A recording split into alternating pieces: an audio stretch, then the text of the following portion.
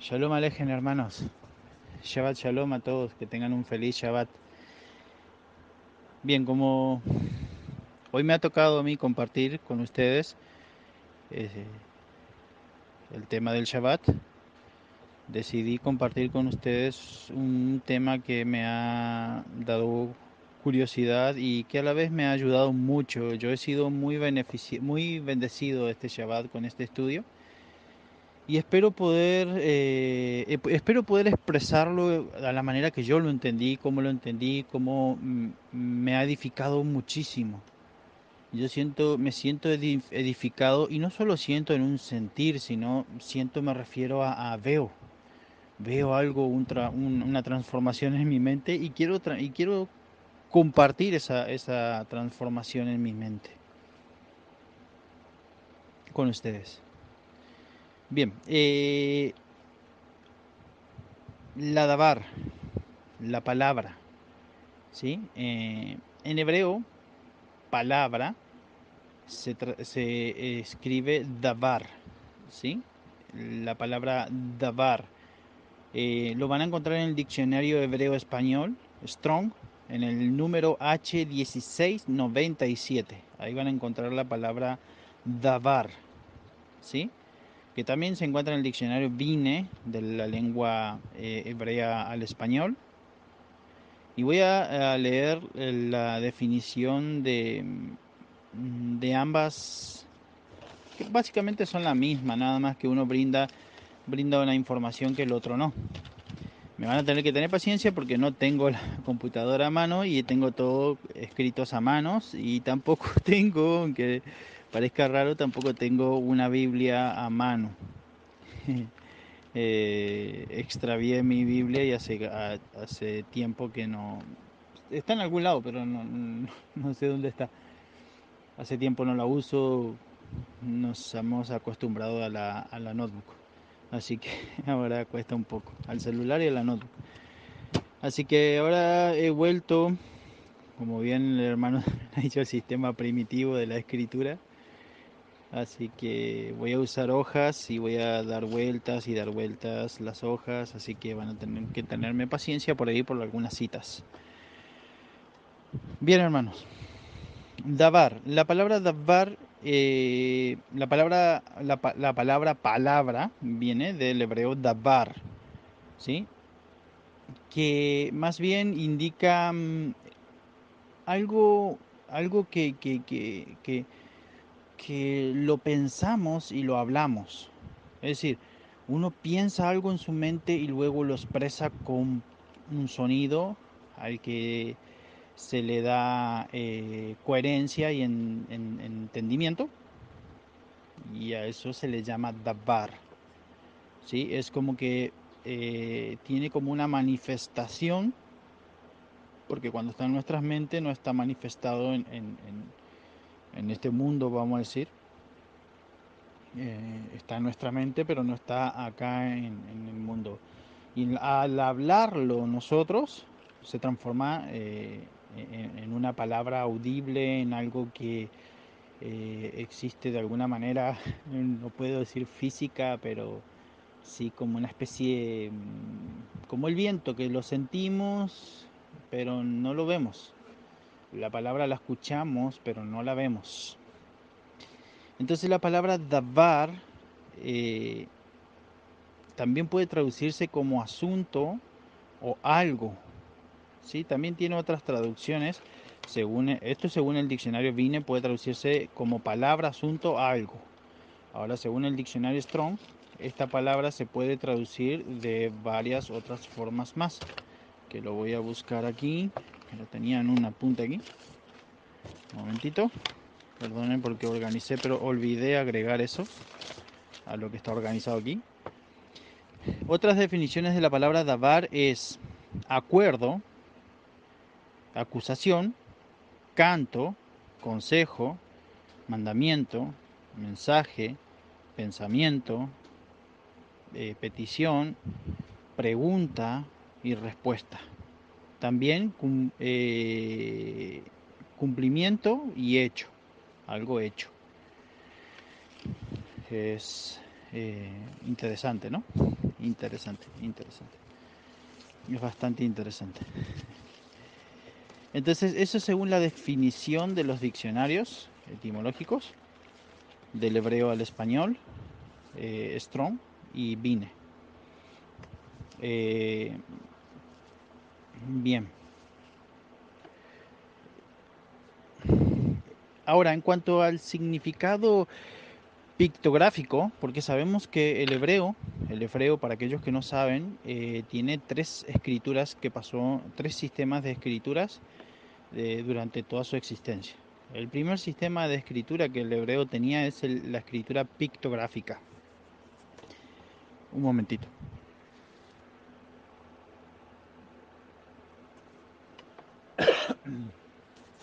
Perdón.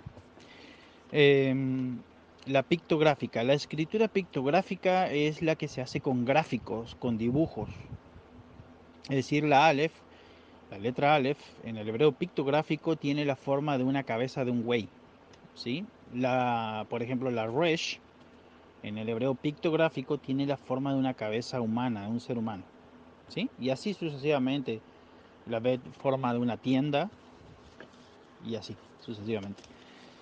Eso es el hebreo pictográfico. Después está el paleohebreo o el proto-cananeo, conocido como proto-cananeo también, el paleohebreo, que es ya un sistema de escritura que ya no usa tanto gráfico, pero sí son gráficos, ¿sí? También son como especies de gráficos, pero ya se asemeja más a lo que es la letra de hoy en día.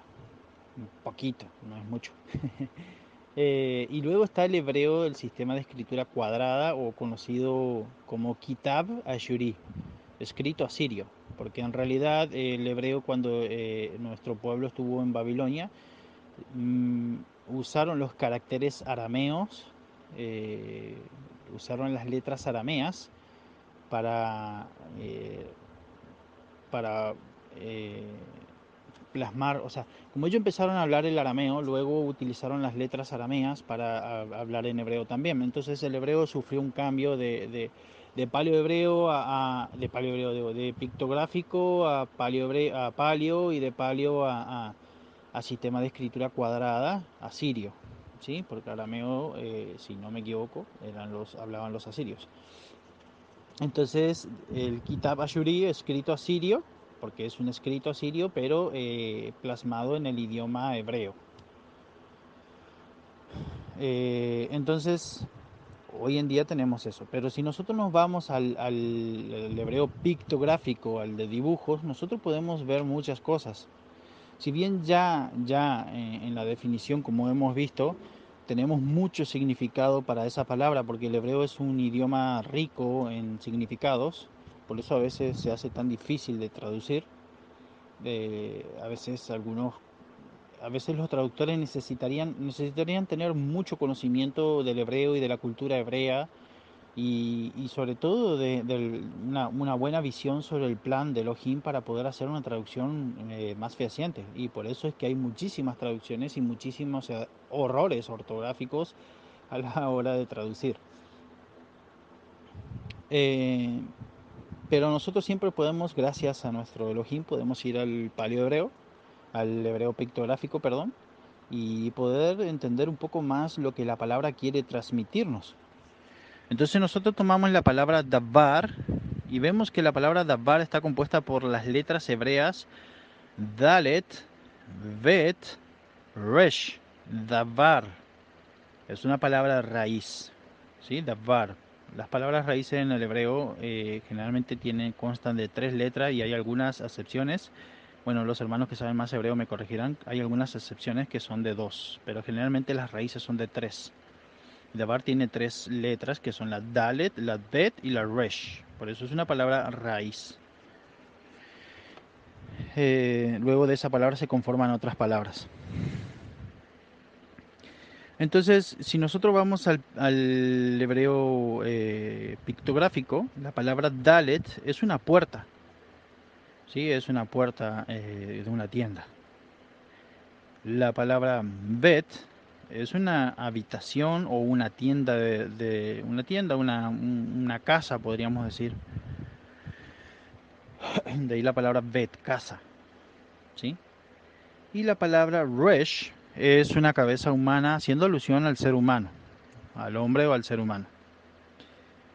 Eso es lo que se entiende y lo que entienden los eruditos que interpretan el pictográfico, los pictogramas, y lo que por miles de años se ha entendido sobre los pictogramas. Entonces, estas palabras me indican que hay una puerta para entrar a una habitación, ¿sí? A una morada del hombre, o podríamos decir también que es la puerta por donde el hombre entra a la habitación, a la morada, o es la puerta de entrada a la morada del hombre. Eh, Eso podríamos entender, o sea, hay muchas maneras de poder entender esto. Pero a veces nosotros vamos a usar siempre el mismo, uno de los principios que usamos aquí es el Salmo 119, 160, que es la suma de tu palabra está la verdad. O sea, nosotros sumamos las escrituras para poder entender algo, para poder saber si algo está bien y si lo estamos interpretando correctamente, tenemos que poder sumarlo a la luz de todas las escrituras, desde Bereshit hasta Gisayón, desde Génesis hasta Apocalipsis. Si nosotros podemos sumar lo que estamos entendiendo en todos esos libros, sin encontrar ninguna contradicción a lo que estamos sumando o en la mayoría, podemos entender que lo que estamos interpretando es correcto. Entonces, en base a eso vamos a interpretar qué es lo que la palabra davar nos quiere decir. Para poder entender de qué manera más adecuada podemos entender lo que la palabra davar nos quiere decir en el pictográfico, he decidido usar porque, sinceramente les digo porque se me vino a la mente. Luego le vi sentido. Cuando lo hice, vi el sentido. Voy a usar la gematría. ¿Sí? La gematría. La gematría es el valor numérico que tiene cada letra en el hebreo. Como el hebreo no tiene números, sino que los números fueron inventados por los árabes, muchísimos años después del hebreo, miles. Eh, Como no tiene, bueno, ya había sistemas numéricos, los sumerios, por ejemplo, tenían sistemas numéricos con el sistema de escritura cuneiforme, pero hablo en los números que nosotros hoy vemos. En el hebreo no había, hasta donde yo sé, no había signos para los números, entonces se usan las letras del alefato hebreo, ¿sí? Y la letra Dalet tiene un valor numérico de 4. La letra Bet tiene un valor numérico de 2. Y la letra Resh tiene un valor numérico de 200. ¿Sí? Si yo sumo esos tres dígitos, me va a dar 224. ¿Sí? Y yo puedo resumir estos 224, puedo agarrar y sumar los tres números que me da, y me da 8. Un número simplificado en 8. Me queda 8. Es decir, la palabra davar me queda en 8. Resumida, la gematría de la palabra davar me queda en 8, simplificado. Entonces yo dije, se me vino a la mente, 8, 8, 8, 8. 8 eran los que subieron al arca, ¿no es cierto? Con Noah. ¿Sí? Se da solamente el nombre de Noah, Shem, Cam y Jafet. ¿Sí? Solamente 4 nombres se da de los 8 tripulantes. Entonces, pero eran 8, era Noah, su esposa, Shem, Cam y Jafet y sus esposas. Eran un total de 8 personas que Elohim permitió subir al arca. Los demás no aceptaron el mensaje, por tanto no tuvieron entrada al arca. No pudieron entrar por las puertas del arca al arca. No solo eso, sino que buscando un poco encontré que el número 8 indica indica los nuevos comienzos, debido a ese símbolo que tiene de que 8 personas subieron al arca y ellos repoblaron la tierra, o sea, recomenzaron la historia de la humanidad nuevamente. Entonces el 8 se lo vincula en la gematría como el número de los nuevos comienzos o del reinicio o del inicio de un nuevo ciclo. Pero buscando también encontré que el 8 indica eternidad. ¿Por qué el 8 indica eternidad? Porque yo puedo decir, ah, sí, está bien que indique eternidad el 8. Porque algunos decía, ah, estás metiéndote en el misticismo. No, no me estoy metiendo en el misticismo. No hace falta meterse en el misticismo. Hace falta mirar las escrituras. Hace falta ver que Elohim creó en 6 días los cielos y la tierra y el séptimo día reposó de todo lo que había hecho. Y estableció un tiempo en el que él juzgaría al hombre y luego él completaría esa obra en el séptimo tiempo, porque dice que es una señal de que él nos santifica, según Ezequiel capítulo 20, verso 12. Es una señal que él nos va a santificar, nos va a purificar en el séptimo tiempo. Entonces, si la semana tiene 7 días y solamente fueron 7000 años dispuestos para la obra redentora, significa que luego del 7, el número que viene es el 8 y por ende, solamente se nos marcan 7 tiempos. No hay un octavo tiempo, hay 7 tiempos. Es decir, el 8 es el tiempo del no tiempo. Entonces, basándome en eso, basándome en ese razonamiento, digo, el 8 sí en verdad indica eternidad. No es casualidad que el 8 en posición horizontal es el símbolo del infinito. Entonces, ya tenemos los siguientes datos. Davar es la puerta de la habitación del ser humano. O es la puerta por donde el ser humano entra a la habitación. Que sumados sus números nos da un número reducido o simplificado en 8. Y 8, cuando yo digo qué letra del alefato hebreo es 8, es la letra Het. La letra Het tiene el valor numérico 8, el valor gemátrico de 8. ¿Sí? Entonces dije, voy a buscar a ver cuál es el significado o cuál es el símbolo pictográfico de Het. Y el símbolo pictográfico de Het es un cerco o una pared. ¿Sí? Puede ser una pared o puede ser un cerco. ¿El cerco para qué sirve? ¿Para qué sirve un cerco? Un cerco sirve para dividir. Una defensa sirve para dividir, no solo para dividir, sino para resguardar algo, para proteger algo. ¿Sí? Entonces, digo, defensa y protección. Dice que mi refugio y mi escudo eres tú. Yo espero en tu palabra.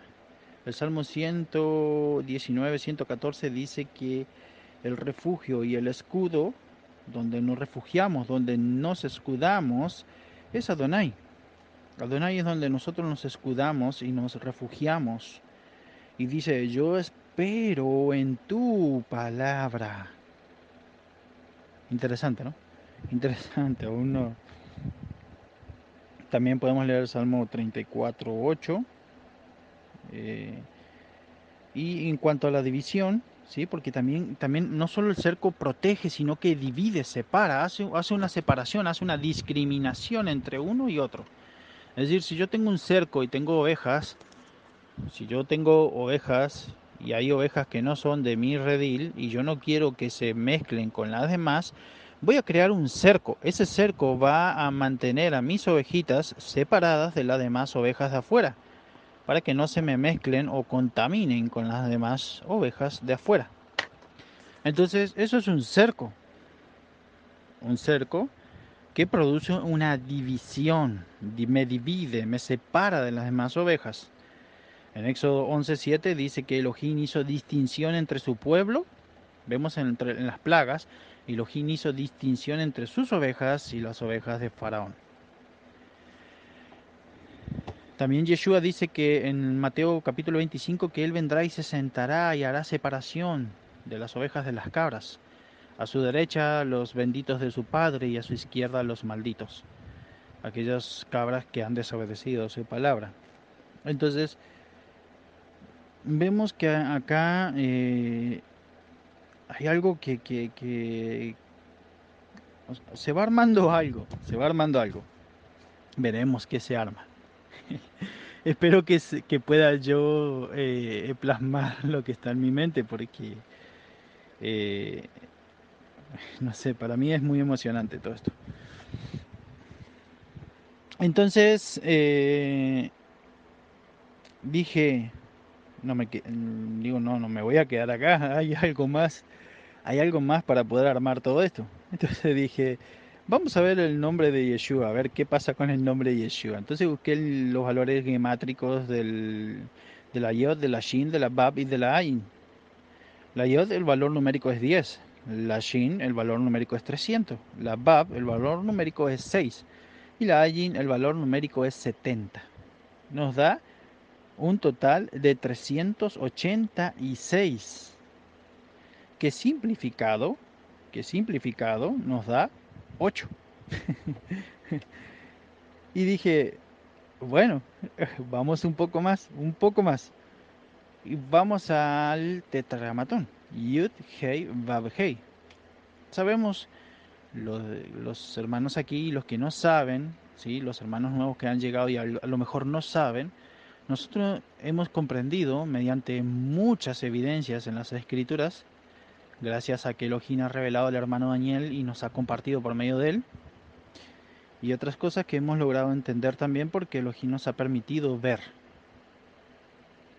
que el tetragramatón Yud, Hei, Vav, Hei, que se puede pronunciar gramaticalmente correcto de acuerdo a las evidencias que hay en los manuscritos, de un total de más de 1750 manuscritos masoréticos y no masoréticos, que pronuncian el nombre como Jehová.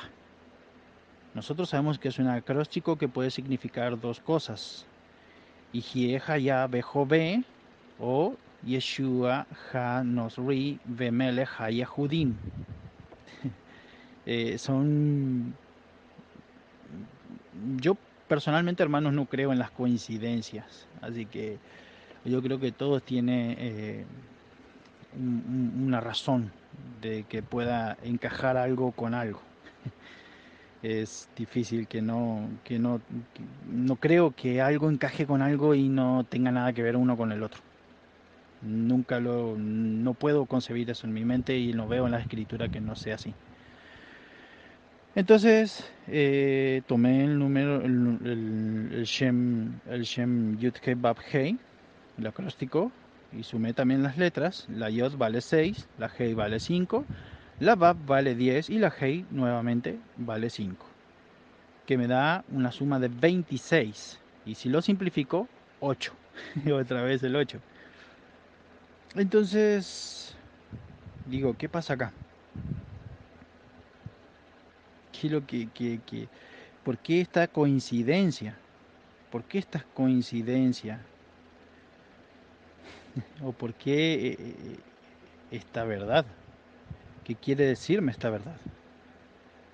Que hay alguien que es la puerta que permite que el hombre entre a las moradas eternas. Y Yeshua dijo, yo soy la puerta. El que por mí no entrare, no tiene vida. ¿Sí? Entonces hay alguien que es esa puerta. ¿Sí? Y con la gematría yo llego a entender que esa puerta es Yeshua. Puedo entender eso, ¿no es cierto? Nosotros ya todos sabemos que es esto, pero es una evidencia más. Yo entiendo que es Yeshua, ¿sí? Que es Yeshua la puerta que permite al ser humano entrar a las moradas eternas, ¿sí? ¿Por qué morada eterna? ¿Por qué llego a entender que es morada eterna? Porque la suma de las tres letras me da 8, que hace alusión a un nuevo comienzo, a la eternidad. Entonces entiendo que acá hablamos de la eternidad. Hablamos que la palabra davar, en este contexto, indica eternidad, indica que entramos a las moradas eternas mediante la puerta. Y la puerta, esa puerta es Yeshua, ¿sí? Es Yeshua, el Cordero, nuestro Redentor, nuestro pariente más cercano, quien nos proporciona defensa y nos divide, nos separa, porque Él dijo, yo he venido a traer división.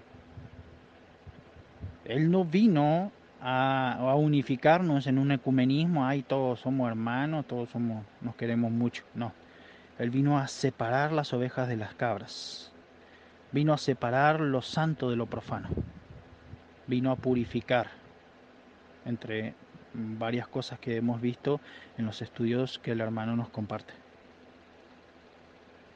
También entiendo que Apocalipsis 13:8 dice que Él es el Cordero que fue sacrificado desde la fundación del mundo.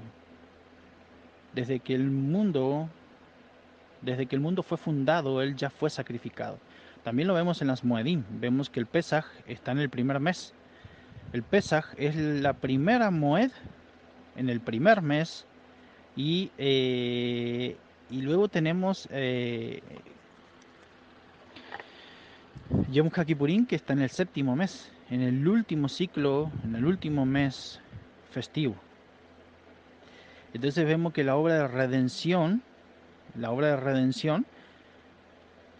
cubre los 7 tiempos, donde nosotros somos librados de la muerte y nuestros pecados son expiados mediante el Goel, que paga el precio de nuestra transgresión, tomando nuestro lugar mediante la ley del esposo, que puede librar a su esposa de un juramento roto, tomando su lugar. Entonces, eso está en Apocalipsis 13. Y eso es lo que el tetragramatón Yud Hei Bab Hei nos dice. Yud será, Hei fue, Ve, la Bab, y es. Será, fue y es. El Cordero que será, fue y es mi Redentor, el que toma mi lugar, el que pasa por alto la muerte. Y todo eso está vinculado a la Dabar, ¿sí? Todo eso está vinculado a la palabra, porque la palabra hablada fue la que nos transmitió a nosotros el plan de redención. Y esto, el plan de redención que nació, por así decirlo, en el corazón de nuestro Elohim. Y fue hablado y fue materializado, por así decirlo. Bien, esto en cuanto a lo que es la definición y el significado de la palabra davar. Así de importante es esta palabra. Y nos cuenta todas esas cosas, ¿no? Y de seguro que hay más, de seguro que hay más, pero creo yo que para este audio ya es suficiente esto. Ahora lo que vamos a entender también, para ver que con esto hemos visto lo importante que es la palabra, la davar. Que un dato curioso es que él dice que en la Septuaginta, la escritura que fue traducida por los 70 ancianos o los 72 ancianos, eh, dice que la palabra davar ellos la tradujeron como logos, que es la misma palabra que se utiliza en Juan 1:1. En el principio era de logos, era la davar, ¿sí? Ya en el principio el plan de redención ya estaba mediante la davar, porque en cierta manera Yeshua es la davar, pero no la davar de Yud Heh Hei. Sí, por favor aclaro esto porque hay quienes dicen que yo incluso en un tiempo pensaba así, que es la davar de Yud Heh Hei. No, él es la davar en el sentido de que es la manifestación del plan de redención. Mediante él se cumple todas las cosas. Bien, así de importante es esta palabra davar, ¿sí? Ahora vamos a pasar al siguiente punto, que lo voy a hablar en otro audio seguido a este, porque voy a acomodar para no estar perdiendo tanto tiempo al acomodar las hojas. Así que voy a enviar este audio y luego envío el siguiente audio. Bien, hermanos, seguimos. El siguiente punto es Yeshua vela sobre su palabra. Dice en Números 23, 19, dice lo siguiente. O sea, yo voy a leer, como no tengo las escrituras porque tuve que escribir todo a mano para no estar buscando y bueno, como hice varios apuntes y tuve que borrar y borrar y borrar y hacer y tirar y bueno, así que fui resumiendo y sacando, fui poniendo solamente lo más importante de cada versículo. Ustedes lo pueden leer completo el capítulo, el versículo. Yo voy dando las citas, ¿sí? Número 23, 19. Dice, cuando está hablando, el contexto es que eh, creo que la mayoría conocemos la historia de Balaam y Balac, ¿sí? Balac es un rey amorreo que llamó a Balaam, un profeta, para que éste maldijera a Israel. Entonces Balac llama a Balaam. Balaam, medio codicioso por el dinero, intenta ir a maldecir a Israel. Hacen un sacrificio, 7 holocaustos, y Balaam sube a ver qué palabra recibía de parte del Elohim. Y Elohim le dice que no iba a maldecir a su pueblo, porque él, y luego en la primera le dice eso, y en la segunda le dice, la segunda vez que sube, le dice que, o sea, le manda a decir a Balac lo siguiente. Y Balaam viene y se para enfrente de Balac y le dice, que así dice Adonai. Y luego él le habla. Él dice, ¿acaso Adonai, él dice y no cumple, no hace? ¿Habla y no lo mantiene? El texto indica que cuando Elohim dice algo, él lo hace. Y cuando lo habla, él lo mantiene, no cambia. Él no cambia de parecer. ¿Sí? Y es por eso que Yeshua dijo en Mateo 24:35, el cielo y la tierra pasarán, pero mi palabra no va a pasar. Porque yo digo y hago, yo digo y mantengo. Lo que él dice lo cumple. ¿Sí? En Jeremías capítulo 1 y el verso 12 dice que él vela para que su palabra se cumpla. Yo busqué la palabra velar, ¿sí? Y la palabra velar es shakad, ¿sí? Que es una palabra que indica que él se mantiene constantemente prestando suma atención para que su palabra se cumpla. Él vela para que su palabra se cumpla.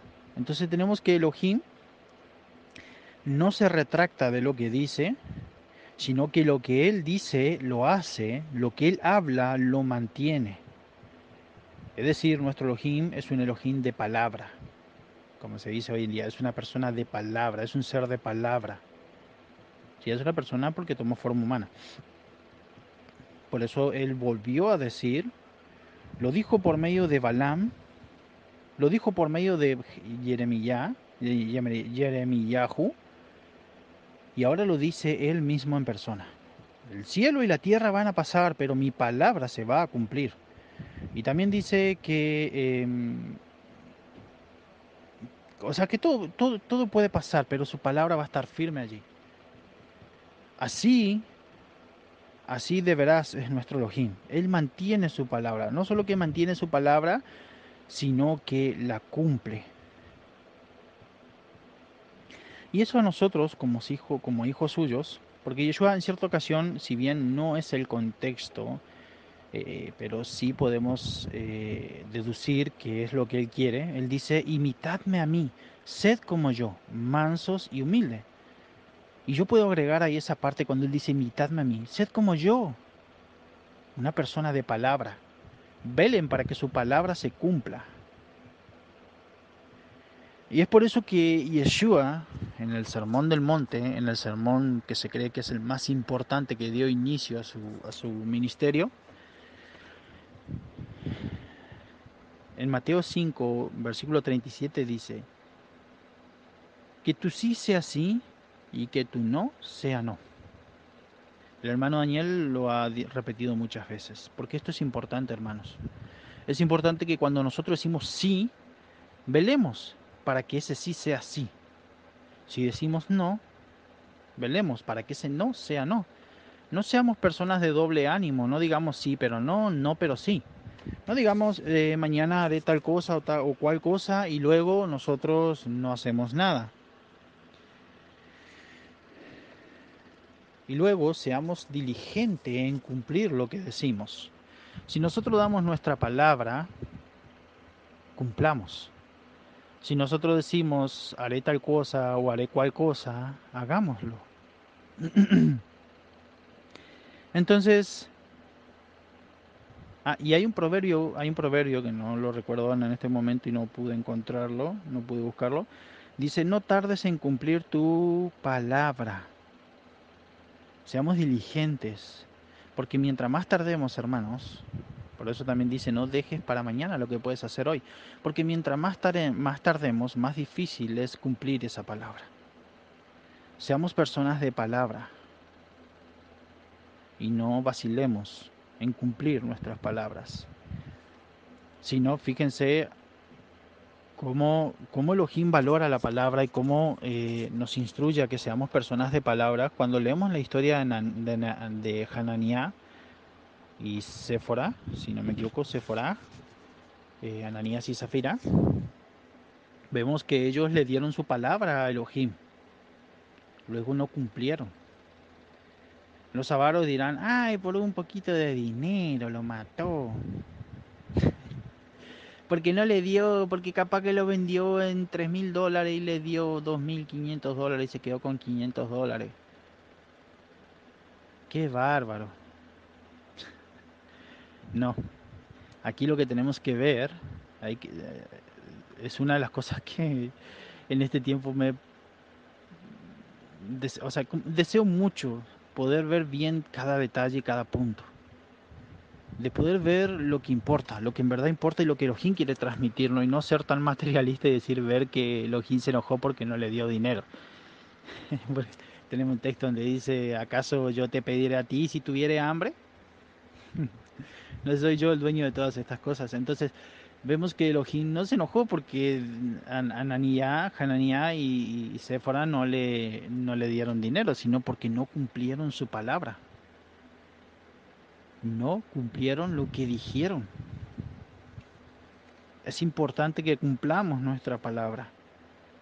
Y para eso tenemos que tener en cuenta, en una cierta ocasión el maestro dijo, nadie inicia una obra si antes no evalúa si podrá terminarla. Entonces, tomemos en serio las cosas, tomemos en serio, no hablemos por hablar, evaluemos si lo que hemos de hacer o lo que hemos de decir lo vamos a cumplir. Y luego entendamos que debemos cumplirlo.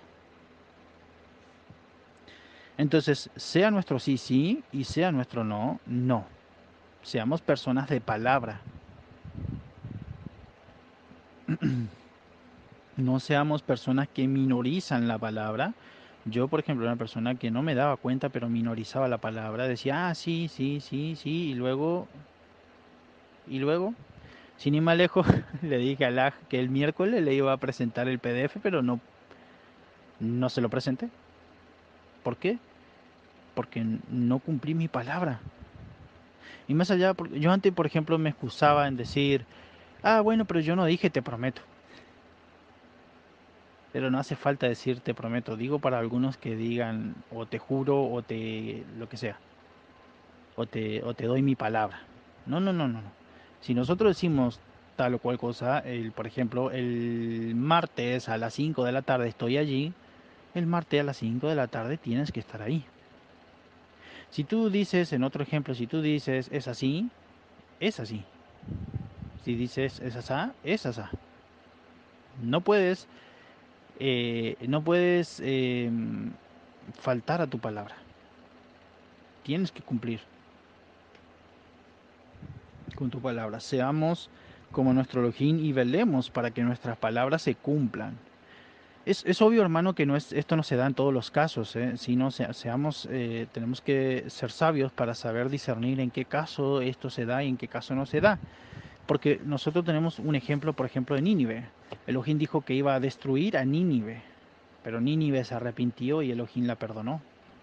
Y algunos dicen, ¿acaso Elohim no es que cumple con su palabra? ¿No había dicho que iba a destruir a Nínive? ¿Por qué no la destruyó?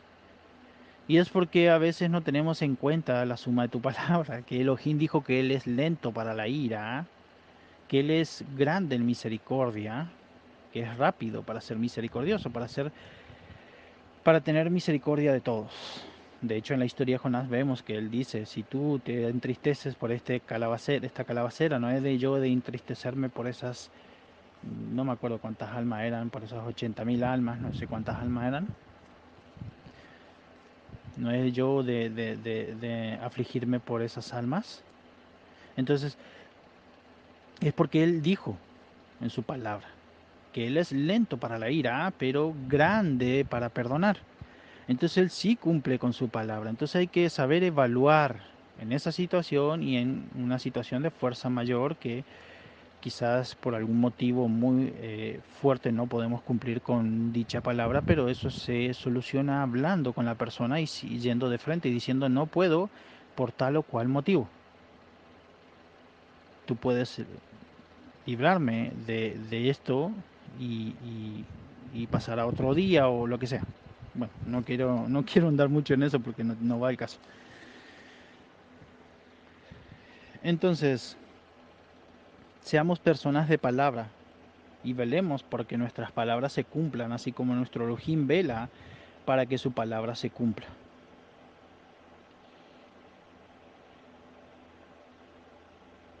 Un anteúltimo punto. Dice, sean tus palabras justas delante de Adonai. Nuestras palabras tienen que ser justas, no debemos hablar por hablar.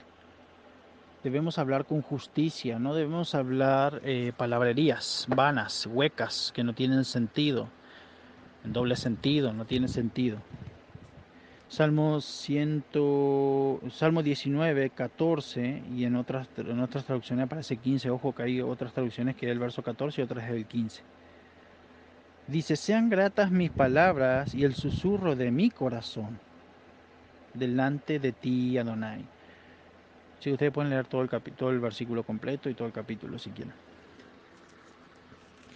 Dice, sean aceptadas mis palabras o sean alegres mis palabras, o sea, gratas para Elohim, y el susurro de mi corazón.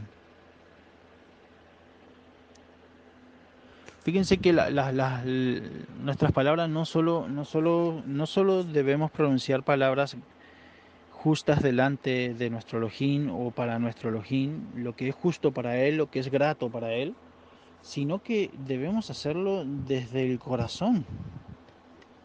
No pueden ser de labios, si no entraríamos en algo similar cuando dice, este pueblo en vano me honra, porque de labios me honra, pero su corazón está lejos de mí.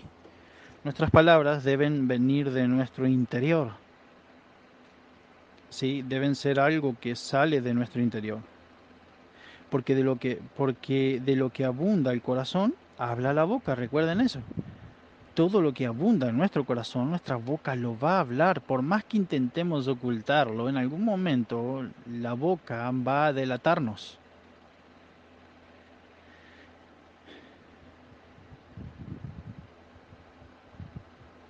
Dice Yeshua en Mateo 15, 18, 20. Pueden leerlo todos ustedes, yo solamente voy a leer lo que va al grano.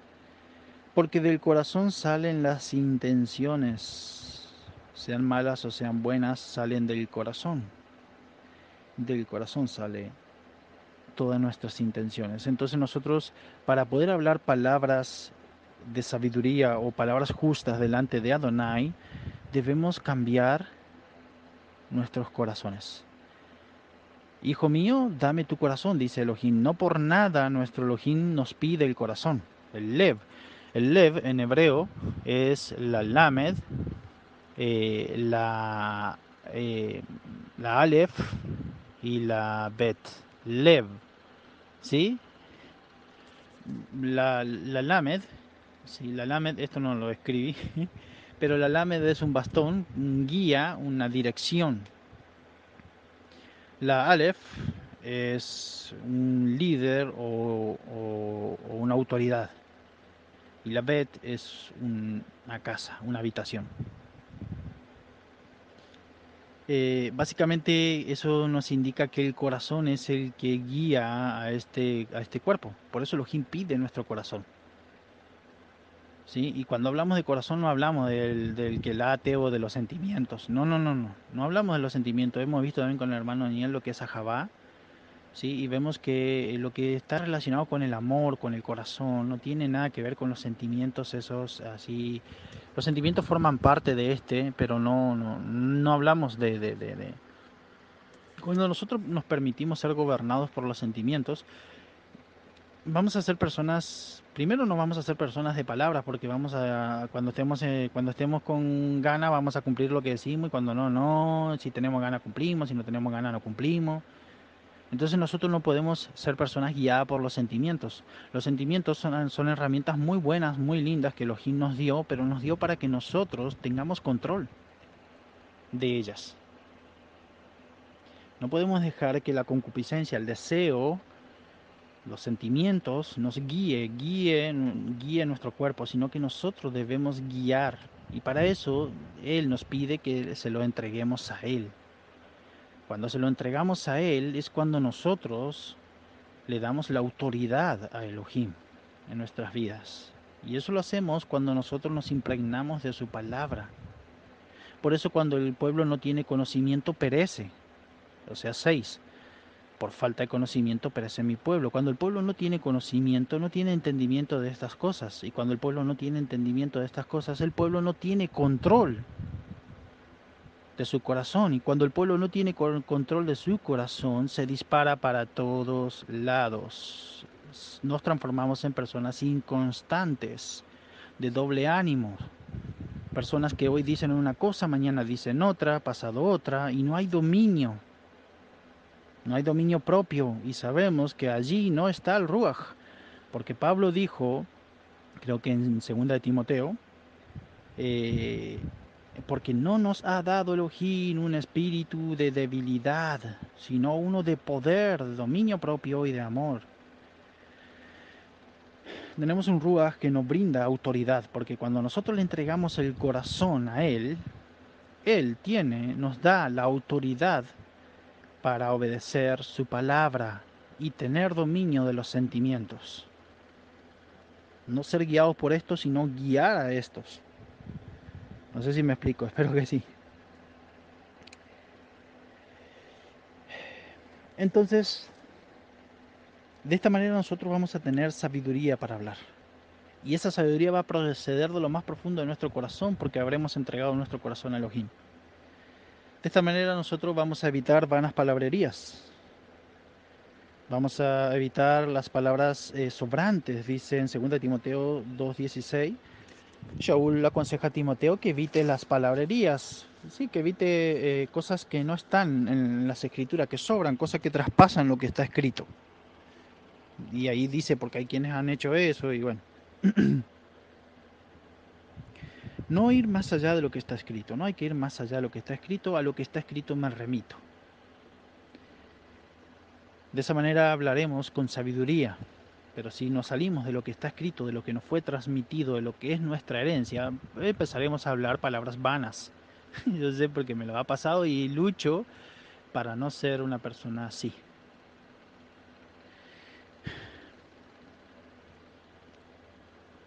Me esfuerzo cada día porque en sujetarme de mi Elohim, de nuestro Elohim.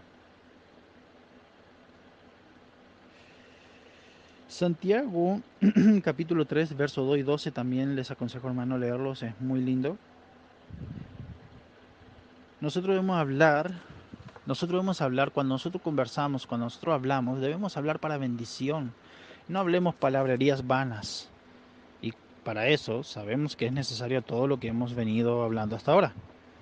Que entreguemos nuestro corazón a Elohim para que nuestro corazón sea apto y no sea un timón sin control, llevado por todo viento de doctrina por todo lado a causa de que nuestros sentimientos están desbordados y son los que tienen el control de nuestro cuerpo. Debemos hablar palabras de bendición, palabras que edifican, no solo a nosotros, sino a aquellos que nos escuchan. No hablemos palabras huecas, palabras sin sentido, palabras que no edifican a nadie. Y para eso, vuelvo otra vez a lo mismo, hermano, es necesario que entreguemos nuestro corazón a Elohim. Para entender, para comprender lo que es agradable a Él. Porque todo lo que es agradable a Él nos edifica a nosotros y a nuestros hermanos. Bien, hermanos. Hasta aquí llegó este pequeño estudio. Eh, sé que se podría ahondar más en todo esto, pero bueno, en todas las escrituras y podríamos estar horas y horas hablando, pero yo de momento solamente puedo llegar hasta aquí. Me pareció muy importante aclarar estas cosas, me pareció muy importante compartirles estas cosas porque son cosas que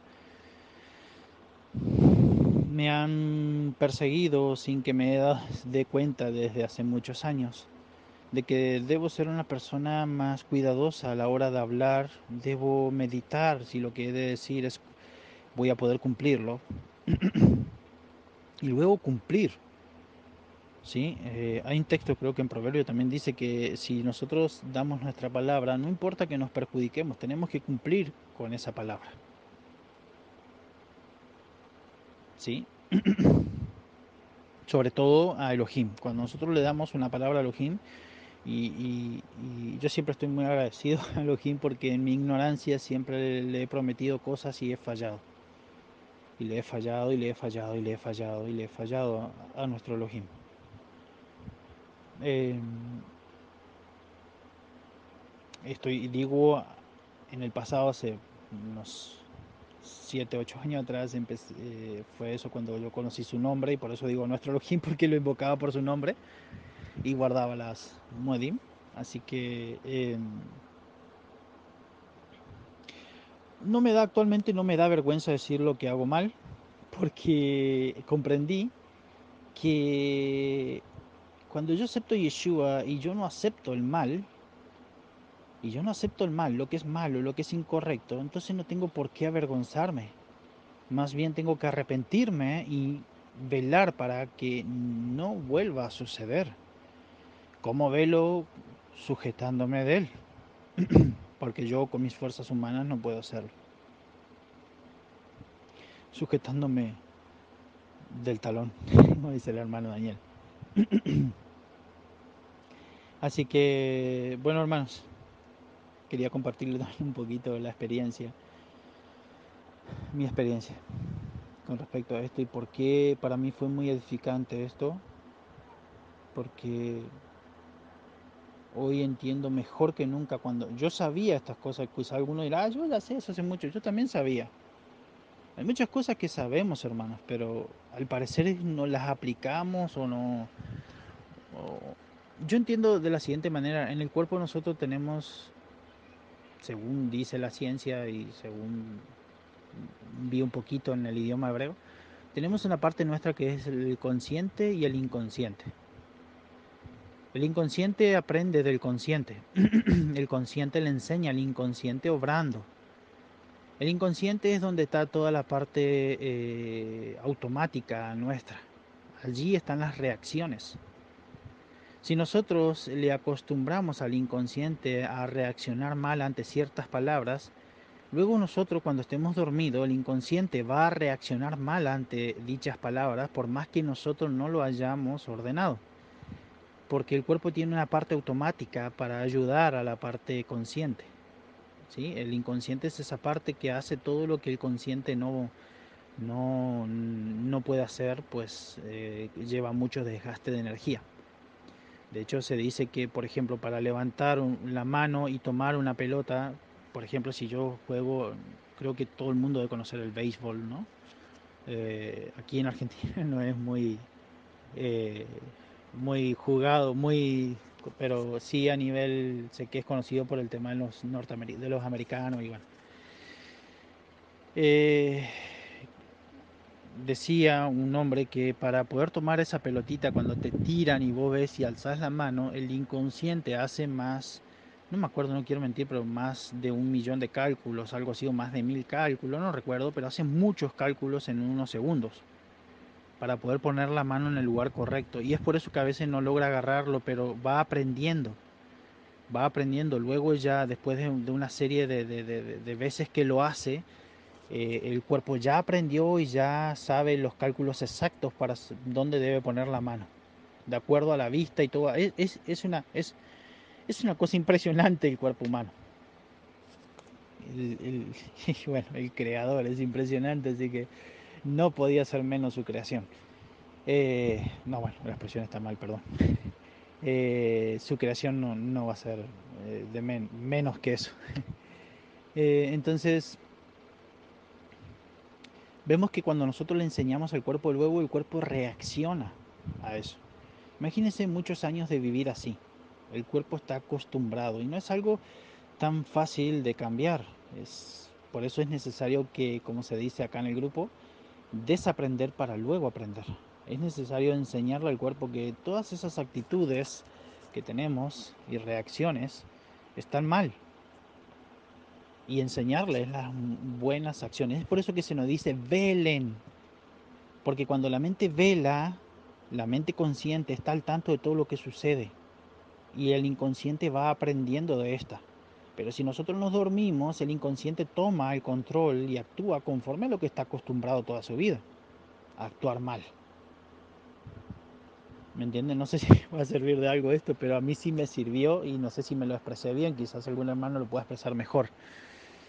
Pero lo que quiero decir es que debemos acostumbrarnos y enseñarnos a actuar correctamente, a velar por la palabra que damos. Y para eso necesitamos velar, estar conscientes de lo que hacemos. Shema, con un oído inteligente, pensando y entendiendo lo que hacemos. No digamos amén a todo, no digamos sí a todo, no digamos sí, sí, sí, qué lindo, qué hermoso, qué lindo, todo, qué precioso. Pero luego, nada. Porque yo he visto muchas personas decir, yo incluso lo hice, ay, qué lindo, qué precioso, en un momento nos emocionamos, estamos muy contentos, todo, ay, qué lindo lo que el hermano dijo, qué fascinante, pero mañana ya no sabemos ni qué es lo que dijo. No estamos velando, estamos durmiendo. Te despertaste un momentito para escuchar, pero luego te volviste a dormir. No velaste, no incorporaste eso a tu cuerpo, no lo incorporaste a tu vida, al inconsciente no le enseñaste. Hermanos, no duerman. Por eso se nos dice no duerman, porque el Ojín conoce bien todas esas cosas. Si un ser humano puede tener acceso al entendimiento de eso, imagínense nuestro Creador. Entonces, no durmamos, velemos, velemos por todas estas cosas, todas estas verdades. Aquí hay oro puro refinado 7 veces, mis hermanos. No durmamos. Nos digo para todos, no le digo como, yo, no, nos digo para todos. Yo, yo me estaba hablando a mí en realidad. Bueno, bueno, hermanos, eh, muchas gracias por tomarse el tiempo y bueno, escucho sus palabras, sus correcciones, sus aportes. Todo es bienvenido porque todo sirve para bien para los que confiamos en Él. Shalom Ubrajá para todos.